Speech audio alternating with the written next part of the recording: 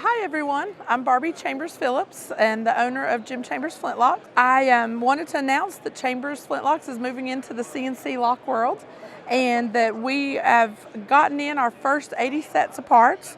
We will be doing both the large siler and the deluxe siler using those parts.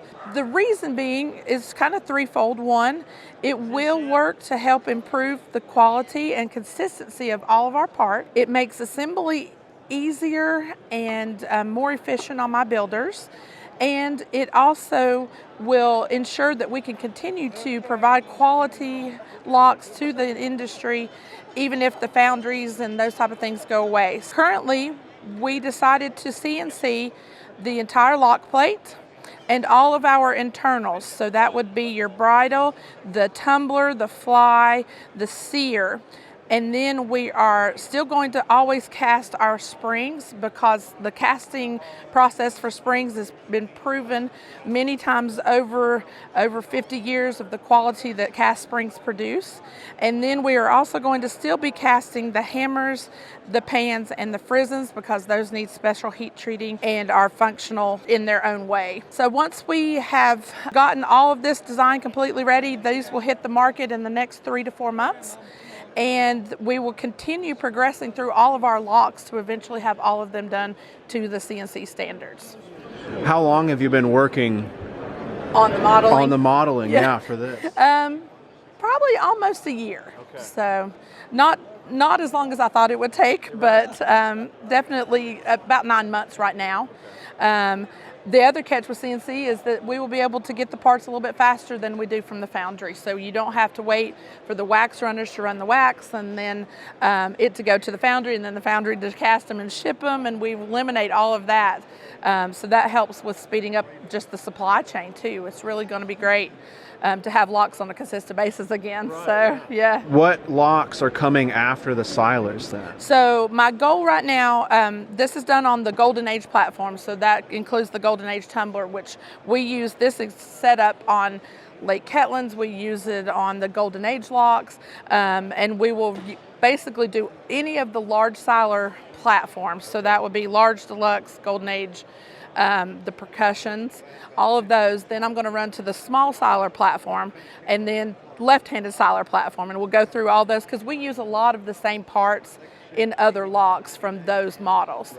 And then once we're done with that, we'll tackle the challenge of doing hitting the round face locks or the locks that have the cast on pans.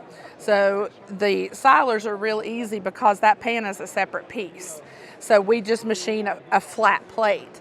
But then when you go to CNC and you're talking about you have a flat plate and then you have this jut out, then the CNC design has to incorporate that into the materials so that we're not wasting a ton of steel and it jack the price way up. So there's going to be a lot more challenge to working on these than it will the flat face silers.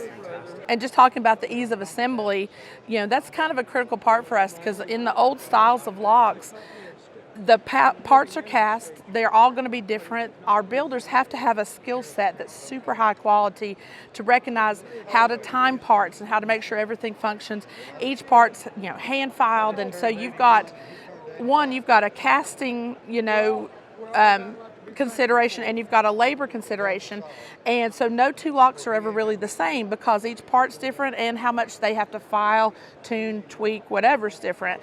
On these, all of that's done and all the holes are already done on the plate, so they are just doing the final finish, fit and finish of the parts. So it ensures, you know, high quality and a consistency that we just can't reach on the cast ones.